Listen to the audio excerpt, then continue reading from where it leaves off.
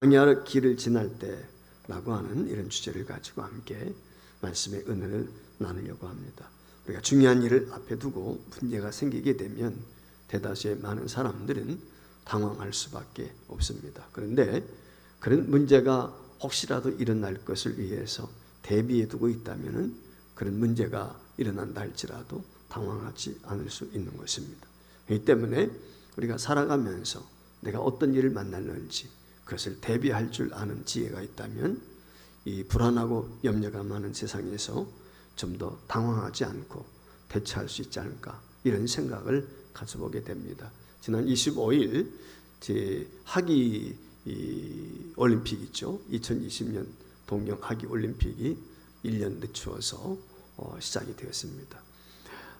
무더위에 또 이 코로나 때문에 무관중으로 지금 진행되고 있습니다만은 2008년도에 베이징 하계 올림픽이 있었습니다.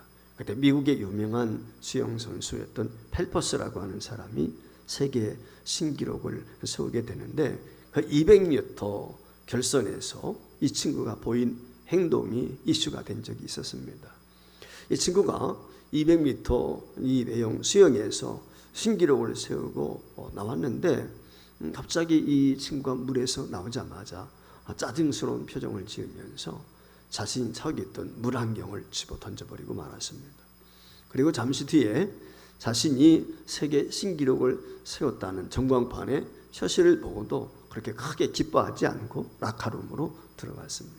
시상식이 끝나고 인터뷰하는 기자회견을 하게 되었을 때 한 기자가 그렇게 묻습니다. 당신 아까 수영이 끝나게 되었을 때 굉장히 언짢아 보였는데 이유가 무엇이었습니까? 컨디션이 안 좋았습니까? 라고 질문하게 되었을 때 이 페퍼스가 그런 얘기를 했다고 합니다. 자신이 쓴 안경에 물이 들어온 거예요. 이 수영을 할 때 수영 선수들이 눈을 뜨고 수영을 한단 말이에요. 눈을 감고 하는 게 아니라. 근데 이 안경이 이 눈을 뜰 수 있도록 보호해 주는 건데 그만 이게 안경 속으로 물이 들어왔다는 거예요. 이 안경 속으로 물이 들어왔으니까 물이 빠져나가지도 않고 결국은 눈 안에 물이 있는 거나 마찬가지죠. 그래서 눈을 감고 수영을 하다시피 했다는 거예요.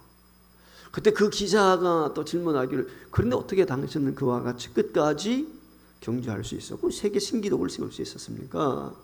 라는 질문을 하게 되었을 때 그가 말하기를, 나의 코치였던 바우먼 코치가 나에게 이런 훈련을 시켰습니다. 평상시 이를 대비한 것인지는 모르겠지만 나에게 훈련을 시킬 때 캄캄한 홀에서 불이 하나도 들어오지 않는 어두움 속에서 종종 나에게 훈련을 시켰습니다. 그래서 내가 정확한 거리는 알 수 없지만 대충 내가 몇 번 스트로크를 하면 몇 미터 정도 갈 수 있고 내가 어느 정도까지 가면 최종 스포트를 해야 되는지 내가 반복적인 훈련을 통해서 눈을 감고도 나는 대충 알 수가 있기 때문입니다.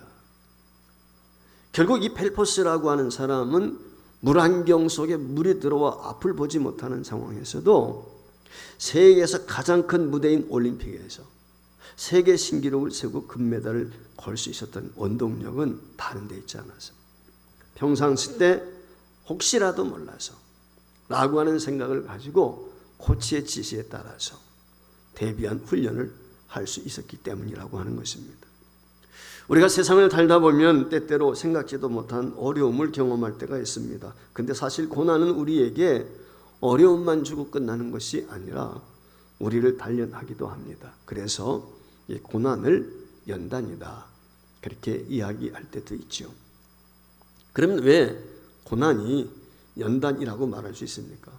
이 고난을 통해서 우리가 때로는 성장하고 때로는 더욱 주님을 깊이 알아갈 수 있기 때문에 그렇습니다. 우리가 세상에 태어날 때부터 죽을 때까지 만나는 모든 일에는 의미가 있고 하나님의 섭리와 뜻이 있습니다. 우연은 없습니다.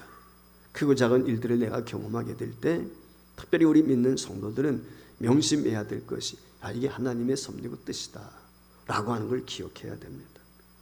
하나님의 뜻이고 섭리라고 하는 이 말의 의미는 어떤 일을 만나든지 간에 우리가 주님을 바라봐야 한다라고 하는 의미도 그 말씀 속에 담겨 있습니다. 자, 오늘 여기 본문 말씀에 보면 하나님께서 왜 이스라엘 백성들로 하여금 애굽을 나와서 광야길을 걷게 하셨는지 그 이유에 대한 설명을 하고 있어요. 물론 이스라엘 백성들이 광야 40년 생활할 수밖에 없었던 것은 우리가 잘 아는 것처럼 민수기 13장 34절 말씀에 보면은 가데스 바네아라는 곳에서 이스라엘 백성들이 가나안 땅을 정탐하고 돌아왔던 12명의 정탐꾼들 이야기를 듣고 낙심하고 절망하고 원망했던 이유 때문에 있지요. 여러분 아시는 것처럼 이스라엘 백성들은 그들의 원력으로 1월 15일에 애굽의 라암셋이라고 하는 곳에 거주하고 있었는데 일명 고센 땅이죠. 그곳에서 그들이 출발합니다. 그리고 3월에 시내 광야에 이르게 되고 시내산 밑에 이르러서 1년 동안 머물게 되죠. 그 1년 동안 시내산 밑에 머물면서 모세가 시내산에 올라가지고 하나님으로부터 율례와 법도 십계명을 비롯해서 이 하나님의 지시사항을 받게 되고 또 여러분 아시는 것처럼 금송아지 사건이라든지 이런 여러 가지 일들을 경험하게 되는데 그 시내산에 1년 머물다가 다음에 2월 20일에 그러니까 2년째가 되는 거죠. 출애굽 한해가 첫째라면은 2월 20일에 그들이 다시 이제 출발해가지고 그 12명이 정탐꾼이 보고했던 그 가데스 바네아 그곳에 이르게 됩니다. 그러니까 출애굽한 지 13개월 만에 이 가데스 바네아라는 곳에 이르게 되는 것입니다. 그리고 그곳에 12명의 정탐꾼들을 가나안 땅에 보냈다가 그들이 40일 동안 그 호부를 돌아보고 오지 않습니까? 그리고 그들이 부정적인 이야기를 하게 되었을 때 그들이 40일 동안 가나안 땅을 정탐한 것 그 날수에 비례해서 하나님께서 40년간 광야 생활을 경험하도록 그렇게 하셨습니다. 물론 이스라엘 백성들의 불신앙이 주 원인입니다. 그러나 그럼에도 불구하고 하나님은 가나안 땅으로 이스라엘 백성들을 얼마든지 바로 들어가도록 할 수가 있습니다. 이 가나안 땅에서 이 라암셋까지 거리, 라암셋에서 가나안 땅까지 들어갈 수 있는 거리는 약 한 320km가 된다고 그래요. 그러니까 천리가 안 되는 거죠. 320km인데 아이들이 비록 있다 할지라도 늦어도 보름이면 이 지중해 연하를 따라서 가게 될 때 가나안 땅에 들어갈 수가 있다는 것입니다. 그런데 하나님은 이스라엘 백성들을 이 길로 인도하시지 않고 조금 전에도 말씀했던 것처럼 지중해 쪽으로 인도하는 것이 아니라 시내산 쪽으로 위쪽으로 인도를 했거든요. 북쪽이 아니라 여기에는 하나님의 뜻이 있고 섭리가 있었던 거죠. 결국 13개월 만에 가데스 바네아라는 곳에 이르게 된 것입니다. 그러니까 이게 보름이면 가나안 땅에 들어가는데 가데스 바네아라는 곳 이것이 이제 지금의 그 시리아 요르단 이쪽에 있는 거거든요. 가나안. 근데 그곳까지 오는 데만 얼마나 걸렸냐? 13일이 걸렸다는 거예요. 참 그러니까 이게 좀 13개월이 걸렸다는 거거든요. 그러니까 의아스러운 면이 우리에게는 좀 있죠. 때로 하나님이 우리의 삶을 그와 같이 인도할 때가 있습니다. 우리는 좀 더 편하고 안전하고 평안했으면 참 좋겠는데 아픔이 없으면 좋겠는데 실패가 없으면 좋겠는데 근데 그렇지 않을 때가 있단 말이죠. 그래서 세상 사람들은 이 생을 이야기할 때 광야다 또는 고해다 고생스러운 바다를 항해하는 것 같다 그런 얘기를 하지 않습니까? 그래서 인생길을 가는 것이 꼭 광야를 가는 것 같고 바다를 항해하는 것처럼 그럼 왜 이와 같이 광야와 같은 인생길을 하나님께서 우리 지나게 하셨을까? 걷게 하시는지 그 이유가 무엇이었을까? 첫 번째 기억해야 될 것은 이 광야길을 가게 하는 데는 하나님의 뜻이 먼저 있다는 것. 하나님의 섭리가 있다. 이걸 먼저 우리가 늘 깨달아야 되는 것입니다.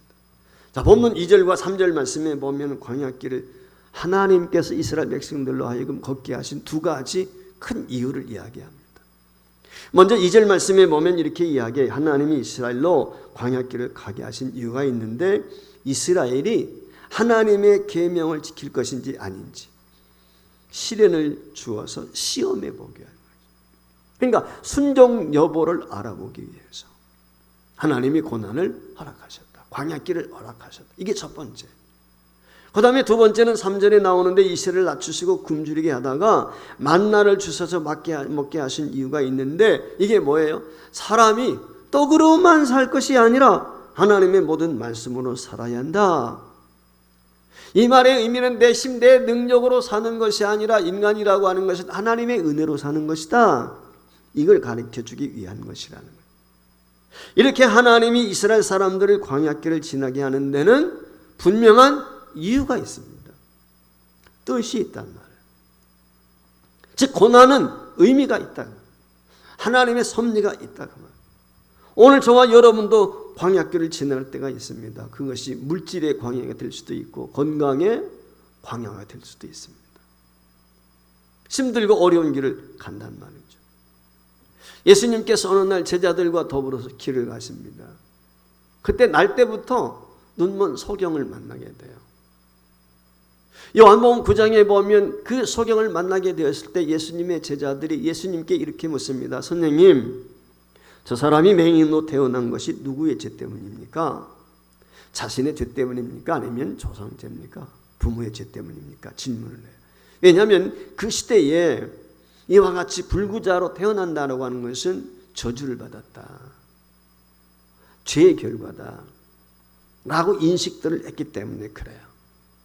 그때 그 질문을 받은 예수님께서 하시는 말씀이 요한복음 9장 3절에서 이렇게 말씀을 하십니다. 그 사람이나 그 부모의 죄로 인한 것이 아니라 그에게서 하나님이 하시는 일을 나타나고자 함이라 그래서, 달리 말하면 저 사람이 소경으로 태어난 것은 하나님의 뜻이 있다, 섭리가 있다 라고 하는 얘기거든요. 그러면 하나님의 일을 나타나는 것은 어떤 의미겠습니까? 물론 지금 예수님을 만난 이 소경을 통해서 하나님이 이루고자 하는 것은 그의 눈이 뜨는 것이죠.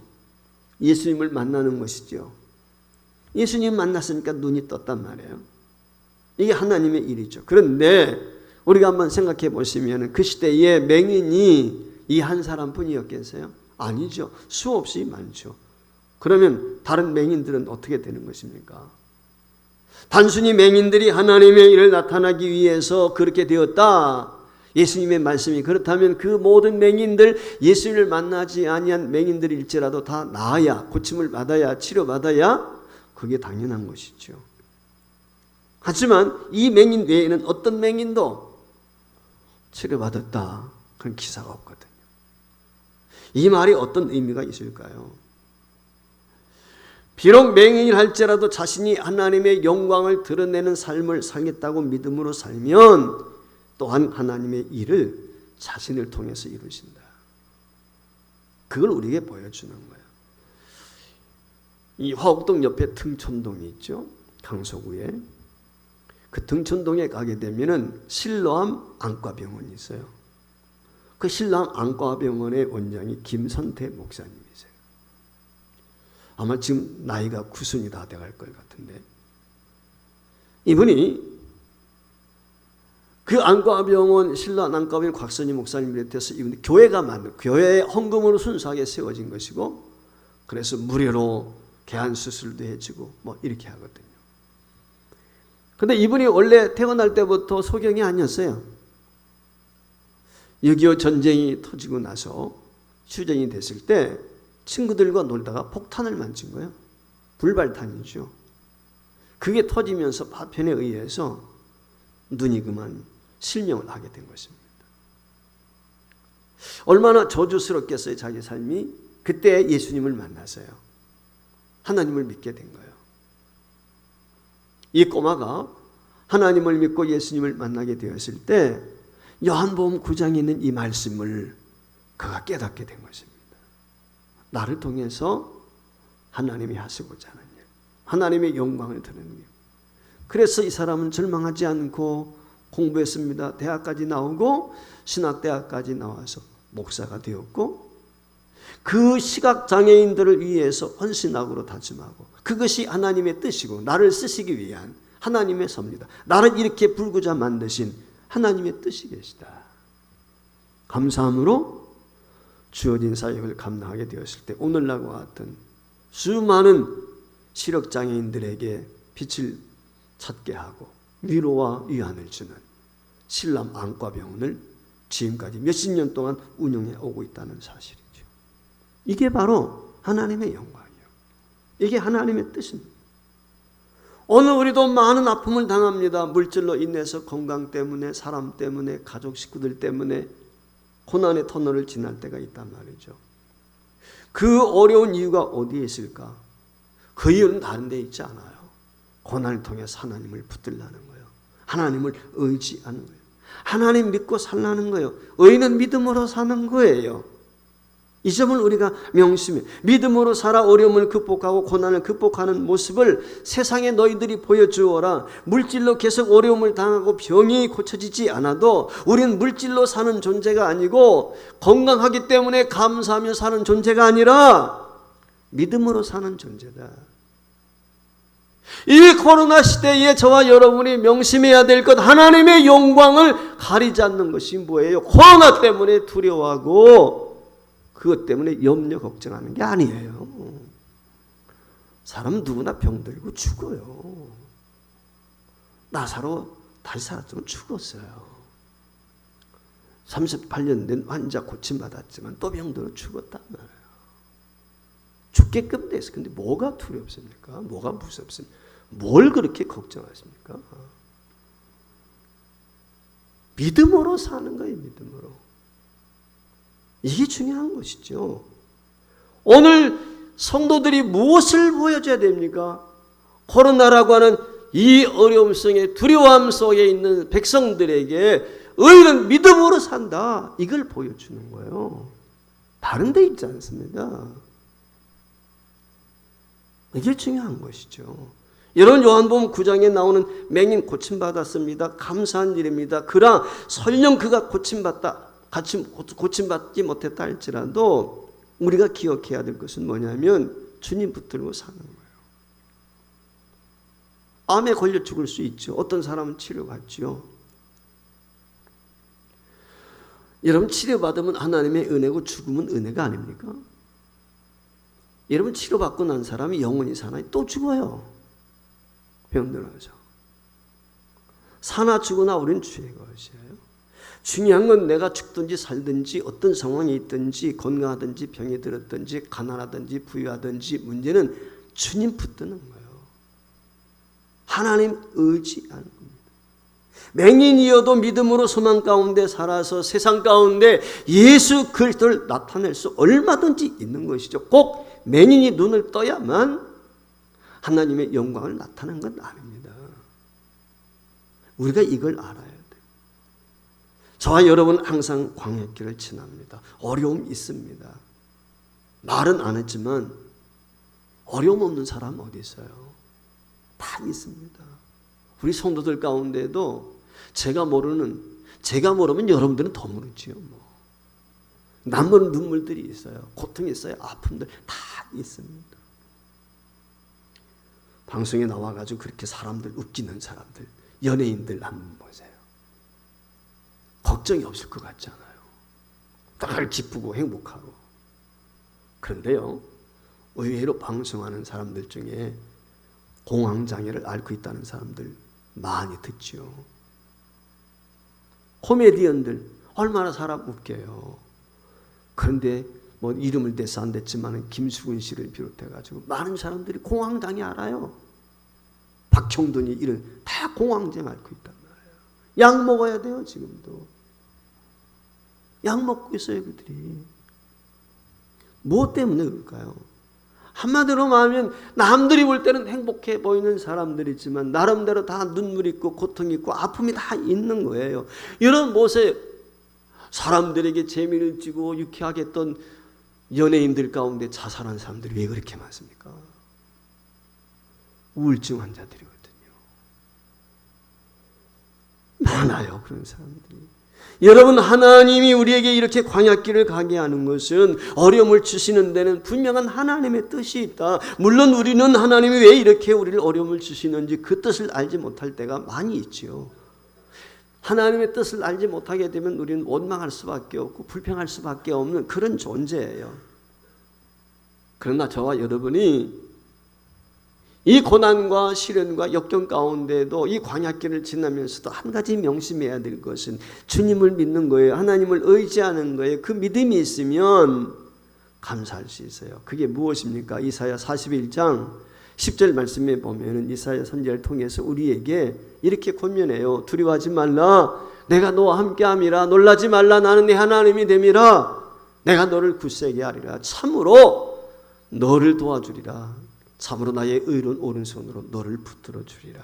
여러분, 우리는 어차피 하나님의 은혜로 사는 거예요.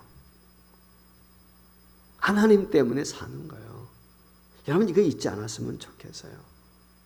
하나님이 붙잡아 주셔야 되는 거예요. 바울 사도가 뭐라고 그래요? 나의 나됨은 전적인 하나님의 은혜라는 거예요. 하나님의 은혜로 사는 거예요. 하나님이 도와주셔야 살아요. 오늘 우리가 이 말씀 붙들고 광야 같은 이 길에서 승리할 수 있는 모든 서부지일교 성도 되길 주의 이름으로 축복합니다. 우리가 왜 내게 어려움이 오는지, 왜 고난이 오는지 알지 못할 때 많아요. 그러나 믿음으로 가면, 믿음으로 살면 하나님이 나를 붙들어 주시고 하나님이 나와 함께 하십니다. 하나님이 나를 도와주십니다. 우리는 이 어려움과 고난의 이유는 몰라도 한 가지 분명한 것, 하나님이 날 사랑하신다. 하나님이 날 사랑하신다. 내가 하나님 사랑한다. 이 고백, 이 간증, 이거 잊지 말아야 돼요. 그 믿음이 있을 때 고난과 어려움도 나를 향한 하나님의 뜻이 있고 섭리가 있다. 왜 코로나를 우리에게 이 땅에 이 지구촌에 허락하셨는지, 하나님의 뜻이 어디에 있는지 우리가 구해야 될 것은 바로 그거예요. 하나님 왜 지구촌에 이 고난을 주셨습니까? 이유가 무엇입니까? 어디에 있습니까? 뜻을 살피는 거죠. 두 번째, 광야길을 걷게 될 때 저와 여러분이 돌아봐야 될 것은 유익이 있다는 것입니다. 고난도 우리에게 주기 위한 유익이 있기 때문에. 광야길은 어려운 길이죠. 목이 탑니다. 마실 물 없습니다. 배고픕니다. 먹을 것도 충분하지 않습니다. 그럼에도 하나님이 사랑하는 백성들을 굳이 이런 힘들고 어려운 광야길로 가게 하시는 이유가 어디에 있습니까? 그 일은 하나님 만나고 하나님을 믿고 하나님을 의지하며 살도록 하기 위한 것이죠. 잠언 30장 8절 9절 말씀에 보면 아굴이라는 사람의 기도가 나오는데 그가 그런 기도를 드려요. 나를 가난하게도 마옵시고 부하게도 마옵시고 오직 필요한 양식으로 나를 먹이시옵소서라고 하는 기도가 있어요. 왜 그가 이런 기도를 드렸습니까? 이유는 다른데 내가 배불러서 내가 잘 살기 때문에, 내가 성공하는 삶을 살기 때문에 하나님 모른다. 하나님 없이도 살 것처럼. 여호와가 누구냐? 내 입술로 범죄할까 봐. 그래서 이 아굴이라는 사람이 나에게 부하게도 말고 가난하게도 말고 나로 하여금 적절한 복을 달라. 우리는 큰 복을 기대해요. 성공을 기대해요. 넘치는 복을 기대하죠. 그런데 아굴이라는 사람은 그러지 않았어요. 여러분, 물질 많으면 좋죠. 나눠줄 수도 있고 구워줄 수도 있고 그렇지 않겠습니까? 우리 생각은 다 그렇단 말이에요. 근데 막상 부자가 되면요, 인색해요. 나눠줄 것 같죠? 아니에요. 90개 가진 사람은요, 하나 누구 거 뺏어가지고 100개 채우고 싶어요. 예수님이 너무 잘하셨어요. 세상에 계실 때 뭐라고 그래요? 부자가 천국에 들어가는 것이 얼마나 어려운지 낙타가요, 바늘 구멍 빠져나가는 것보다 더 어렵대요. 이게 그런 거예요. 우리 신앙생활 하는 것도 그래요. 보세요. 100만 원 벌 때 10만 원 11조 하는 건 쉬워요. 성경에 보면 온전한 11조라고 그랬거든요. 기만하지 않는 11조예요. 온전한 11조가 뭐겠어요? 속이지 않는 11조거든요. 근데 여러분 1000만 원 벌고 100만 원 11조하기 쉽지 않아요. 이게 억대 가보세요. 더 어려워요. 부자가 그런 거예요. 10만 원 벌 때 10,000원 11조 하는 건 쉬워요. 미안한 얘기지만. 그런데요, 금액이 커지면 쉽지 않은 거예요. 그래서 참 믿음을 보기 어려운 겁니다. 그래서 여러분, 가난하면요, 힘들면 어떻게 돼요? 하나님 앞에 매달릴 수밖에 없어요. 기도할 수밖에 없잖아요. 근데 내가 잘 나가면요, 기도 안 해요. 죄송한데 하나님 가까이 하지 않습니다. 예배 사모하지 않습니다. 그게 우리 인간이거든요. 이스라엘 사람들이 광야에 어려움을 당합니다. 마실 물도 먹을 양식도 없습니다. 여러분, 광야라고 하는 건 날씨 너무 덥잖아요. 우리 지금 열돔 속에 살고 있다 그랬는데 여러분들 가보시면 알지만 중동 얼마나 덥습니까? 근데 밤이 되면요 기온이 뚝 떨어져요. 이게 추운 거예요. 광야는 뭐예요? 덥고 춥고 하는 것이. 먹을 것도 제대로 없지. 그렇기 때문에 이스라엘 백성들이 40년 광야길을 지나면서 하나님의 도움을 구할 수밖에 없는 거예요. 먹거리를 어디서 구합니까? 광야인데 광야. 말 그대로. 먹을 게 없단 말이에요. 농사 짓는 것이 아닙니까? 그런 과정을 통해서 하나님만 바라보게 하고 하나님만 의지하게 하고 하나님이 나를 먹이시고 살리신다는 신앙의 고백을 하도록 하는 것이죠. 우리에게도 고난이 오고 어려움이 옵니다. 그래서 하나님 바라봅니다. 하나님 붙잡습니다. 하나님께 기도합니다. 여러분, 고난이 없으면 하나님 믿지 않을 사람들 참 많습니다. 그런데 고난 때문에, 병들었기 때문에, 환난 만났기 때문에 예수 믿는 사람들 많아요. 자식이 아파가지고, 사업이 망해서, 죽을 병에 걸려서. 그래서 교회 찾아오고요.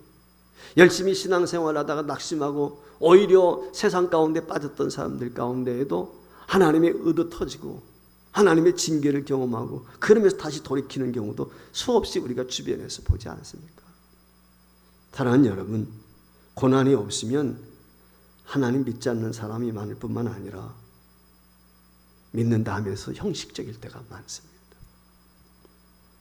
고난을 통해 하나님 붙잡고 믿음의 길로 가는 모습 얼마든지 우리 주변에서 찾아볼 수 있어요. 그래서 고난이 우리에게 유익이에요.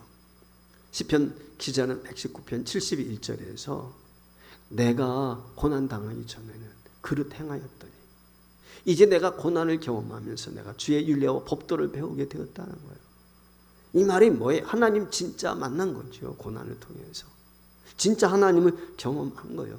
하나님이 어떤 분인지를 알게 됐어요. 여러분, 욥을 보세요. 욥이 얼마나 잘 나갔습니까? 그랬던 그가 모든 재산 잃고 자식들 다 죽고 자기 병들어서 아내까지 도망가게 되었을 때 하나님의 음성을 듣고 하나님을 만나게 되잖아요. 그의 고백이 뭐예요? 내가 말로만 들었던 하나님, 이제 내가 눈으로 봅니다. 실체를 경험하는 거예요. 실체. 오늘 이게 우리에게 중요해요. 이게 유익이에요. 그래서 나를 연단한 후에는 내가 정금같이 나오겠습니다. 사는 성도 여러분, 이스라엘 사람들은 이 광야의 고난을 통해서 하나님을 붙잡은 것처럼 오늘 저와 여러분도 고난을 통해서 하나님을 믿고 기도하며 하나님을 붙잡는 믿음의 사람이 될 때 고난이 어려움이 아니라 위장된 축복이라는 것을 고백할 수 있게 될 것입니다. 은혜와 복이 있길 주의 이름으로 축원합니다. 마지막 세 번째 이유는 광야를 지나면 우리를 성숙과 성장을 가져오게 하는 것입니다. 오늘 본문 5절 6절 말씀에 너는 사람이 그 아들을 징계함같이 내 하나님 여호와께서 너를 징계하시는 줄 마음에 생각하고 내 하나님 여호와의 명령을 지켜 그의 길을 따라가며 그를 경외할지니라 그랬어요. 여러분, 자기 자식이 잘못하게 되면 매대잖아요. 매대는 이유는 왜요? 벌 주는 이유는 어디에 있어요? 그와 같은 잘못 저지르지 않고 제대로 커가도록 하기 위한 거 아니겠어요? 그게 목적이죠. 기죽이는 게 아니잖아요. 하나님도 똑같습니다. 광야는 훈련이에요. 훈련의 과정인 것입니다. 사실 이스라엘 백성들은 애굽에서 430년 살면서 애굽 문화와 애굽의 우상에 깊이 물들어 있었습니다. 여러분, 우리나라가 일제 36년간 통치를 받았어요. 우리나라가 일본에 사로잡혀가 가지고 그곳에서 몽땅 30년 동안 산 게 아니고 일본 사람들이 우리나라에 들어와 가지고 36년 동안 통치했는데도 지금까지도 일제의 잔재들이 남아있단 말이에요. 청산되지 않은 그와 같은 일들이 지금도 있지 않습니까? 친일, 반일 이야기하면서 지금도 다투고 있지 않습니까? 한번 생각해 보세요. 430년 동안 지배를 받은 게 아니고 아예 그 나라에 이주되어가지고 그곳에 살았다는 거예요. 그곳에 산다는 얘기는 무엇입니까? 그것의 음식이죠. 그것의 삶의 패턴이 있는 거잖아요. 그 삶의 양식이 그 동화되어져 가는 거예요. 이런 우리나라 사람들이 말이죠. 외국에 유학 가가지고 몇십 년 살다 보면 말이죠. 한국말도 제대로 못해요. 요즘엔 좀 나은지 그렇지 않습니까? 430년이에요. 상상을 해보십시오. 왜 하나님께서 이스라엘 백성들을 출애굽시키는데 단번에 한꺼번에 꺼내가지고 가나안 땅에다 옮겨놓을 수 있는 분이 하나님이신데 그렇게 하지 아니하시고 가나안에 가도록 출애굽시키는 데만도 왜 그렇게 하나님께서는 모세를 들어가지고 바로와 씨름을 하게 하십니까? 이유가 무엇일까요? 왜 10가지 재앙을 내리십니까? 이유는 다른 데 있지 않죠. 내가 하나님이라는 거예요. 나만이 유일한 하나님이다. 여러분 9가지 그 재앙은 다 뭐냐면 애굽의 사람들이 섬기는 신이에요. 신들과의 싸움인 거예요. 그걸 통해서 나만이 참신이다. 그리고 마지막 10번째 장자의 죽음을 통해서 무엇을 말씀하고 있습니까? 우상은 물론이거니와 너희들이 섬기는 것은 우상일 뿐만 아니라 나는 생사화복을 주관하신 상천하지에 나만이 유일한 하나님이다. 여러분들 홍해를 건너지 않습니까? 홍해 사건을 통해서 보여주는 것이 무엇입니까? 자연 만물도 내 지배 아래에 있다. 하나님이 그걸 가르쳐 주는 거예요. 이스라엘 백성. 내가 섬기는 하나님이 이런 하나님이다. 우리가 믿는 하나님이. 이스라엘 백성들은 그것을 각인시키는 것이고 세상 사람들에게는 이 하나님이 이스라엘의 하나님이야. 그러니까 주변 국들이 어떻게 합니까? 함부로 이스라엘 백성들에게 덤벼들지 못해요. 경고하고 있는 것이죠. 사는 여러분, 그런데도 불구하고 이스라엘 사람들 어때요? 툭하면 애굽을 그리워합니다. 430년 동안 살면서 젖어버렸거든요. 하나님의 능력을 봤어요. 경험했어요. 그런데도 불구하고 조금만 힘들고 어려우면 애굽으로 돌아가자. 애굽으로 돌아가자. 조금만 먹는 거에 불평이 나면 야, 우리가 애굽에 있을 때는 부추를 얼마나 맛있게 먹었고 고추를 얼마나 먹고 마늘을 먹었고 뭐 투정하지 않습니까? 소고기를 얼마나 무슨 종살이 하면서 소고기 먹고 뭘 먹겠어요? 그런데 거기에 젖어버린 거예요. 이게 인간이거든요. 여러분 그걸 어떻게 뽑을 수 있어요? 광야 훈련밖에 없어요. 광야 훈련을 통해서 하나님이 그 애굽 문화 다 버리게 만드는 거예요. 애굽에 찌들어 있는 뼛속까지 배어있는 애굽 사상 다 뽑아내는 거예요. 이거. 애굽의 잡신들 다 뽑아내야 되는 거죠. 그게 광야예요. 그래서 하나님의 백성, 하나님이 기뻐하신 하나님의 사람들로 살아가도록 하기 위해서, 그래서 믿음의 사람들이 되기를 하나님이 원하신 것입니다. 하나님만 바라보고 하나님의 믿는 사람들, 그래서 믿음의 성숙과 성장을 가져오기를 하나님이 기대하신 거죠. 다시 한번 2절 말씀해 보면 내 하나님 여호와께서 이 40년 동안에 내게 광야길을 걷게 하신 것을 기억하라. 왜 내가 광야길을 걸을 수밖에 없는지, 이는 너를 낮추시며, 이게 뭐예요? 너를 낮춘다는 게 결국 애굽에 있는 거 다 뽑아내는 거죠. 너를 시험하사 내 마음이 어떠한지 그 명령을 지키는지 지키지 않는지 알게 하시답니다. 순종을 가리키는 거예요. 그로부터 40년이 지났어요. 여호수아가 모세의 뒤를 이어서 이스라엘 백성들의 지도자가 됩니다. 여호수아가 이스라엘 백성들을 모아놓고 첫 번째 명령을 하게 됩니다. 그 명령을 하게 됐을 때 이스라엘 백성들의 반응이 있습니다. 여러분, 여호수아와 모세는 하늘과 땅이에요. 모세는 하나님과 대면해서 보던 사람 아니에요. 여호수아는 그의 종일 뿐이에요. 비교가 안 돼요. 하늘과 땅 같아요. 그런데요, 여호수아가 지도자가 되었을 때 단 한 명도 불평이 없어요. 여호수아서 1장 18절 말씀에 보면요, 백성의 지도자들이 여호수아에게 이렇게 이야기합니다. 누구든지 당신의 명령을 거역하며 당신의 말씀을 순종하지 아니하는 자는 죽임을 당하느니 오직 강하고 담대하게 하소서. 모세와는 영 달라요. 왜 이렇게 변했습니까? 다른 데 갔으면요 손가락질하고 네가 지도자냐 나 이랬을 거예요. 훈련을 통해서 믿음이 자란 거예요. 여러분 여호수아 3장에 가보세요. 이스라엘 백성들이 요단 건너갔잖아요. 그 요단 건너갈 때 홍해를 한번 생각해요. 홍해가 만났을 때 이스라엘 백성들 헌망하고 불평하고 이제 우리는 죽었다. 애굽에 매장지가 없어서 우리를 홍해 바다에다 수장시키려고 하느냐. 이랬던 백성들이거든요. 여러분 조금 전까지도 놀라운 기적들을 경험했던 사람들, 근데 그들이 그래요. 그런데 요단강을 건널 때는 어떤지 아십니까? 홍해를 건널 때는 모세로 하여금 지팡이를 들어서 홍해에 갈라지게 해가지고 육지와 같이 건넜단 말이에요. 그런데 요단강은 아니에요.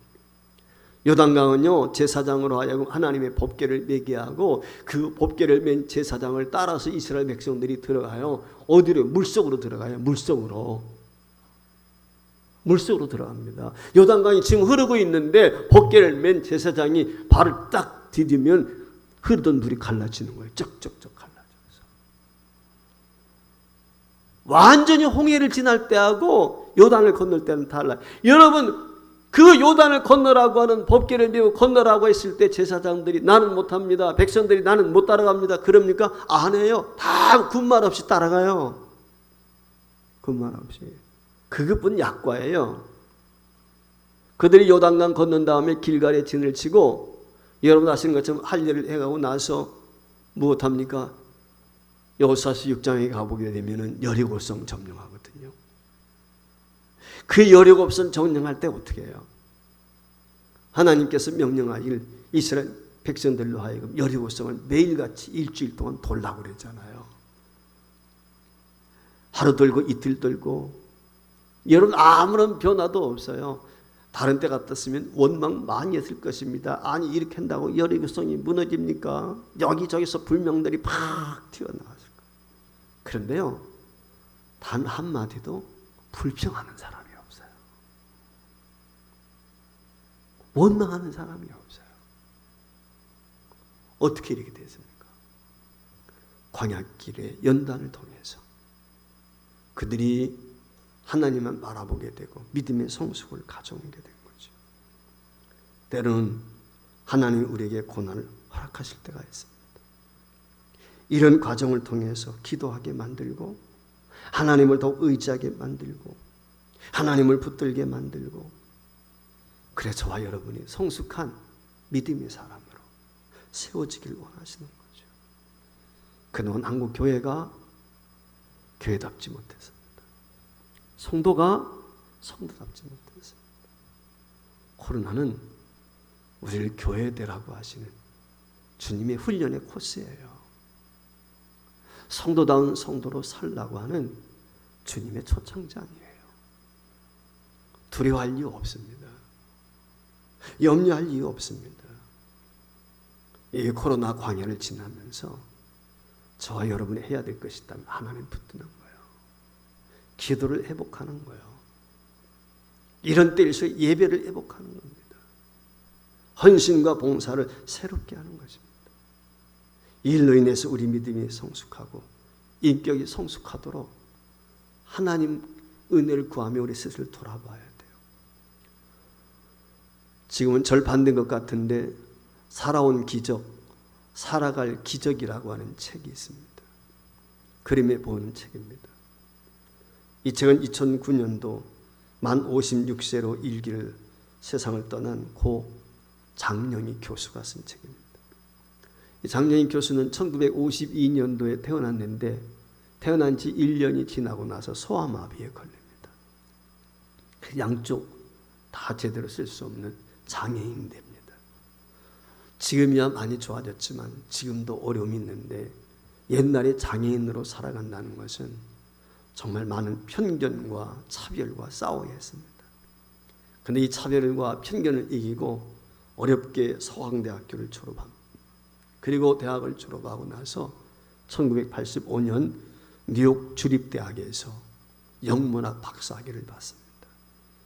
학위를 받고 난 후에 고국에 돌아와서 자기 모교인 서강대학에서 세상을 떠날 때까지 24년 동안 영문학 교수로 재직을 했습니다. 그녀가 안타깝게도 이 장애인으로서만의 고난을 경험한 것이 아니라 2001년이 되었을 때 유방암에 걸립니다. 그리고 2년이 지나서 3년이 지나서 2004년도에는 척추암이 갈립니다. 그런가 했더니 2008년도에 4년이 지난 다음에 다시 간암이 그에게 찾아옵니다. 그리고 끝내 극복하지 못하고 간암 발병한 지 1년 후 2009년 5월 달에 56세라고 하는 나이로 세상을 떠납니다. 이 장 교수님이 생전에 있을 때 투병할 때 그를 찾아와 위로하는 사람들에게 이렇게 이야기했다고 합니다. 하나님은 다시 일어서는 법을 가르치기 위해 넘어뜨린다고 나는 믿습니다. 라고 얘기를 했다는 거예요. 투병 중에도 믿음과 희망을 잃지 않았습니다. 이분이 이런 말을 합니다. 살아온 날이 기적이고 앞으로 살 날이 기적이니 믿음과 사랑으로 살자. 저는 전적으로 동의합니다.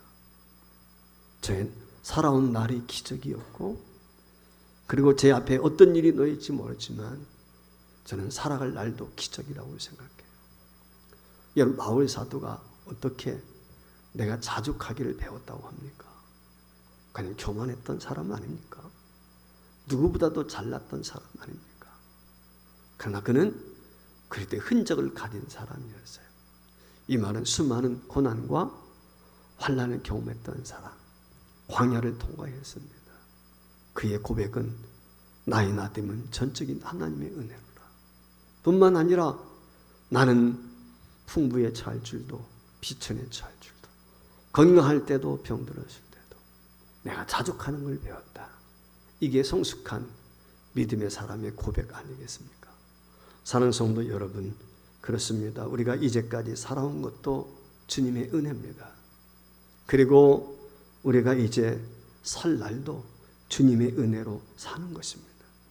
우리가 이렇게 앞으로 어떤 일들을 만날지 아무도 알 수 없지만 그러나 이 모든 것들이 다 주님의 은혜 아래 주님의 손 아래 있음을 저와 여러분이 확신하시길 바라고, 우리가 믿음으로 살면 하나님은 결국 우리를 잘되게 해주시고 승리하게 해주실 것이라고 하는 확고한 믿음을 가지시고 이 광야와 같은 세상에서 승리할 수 있기를 주의 이름으로 축원합니다.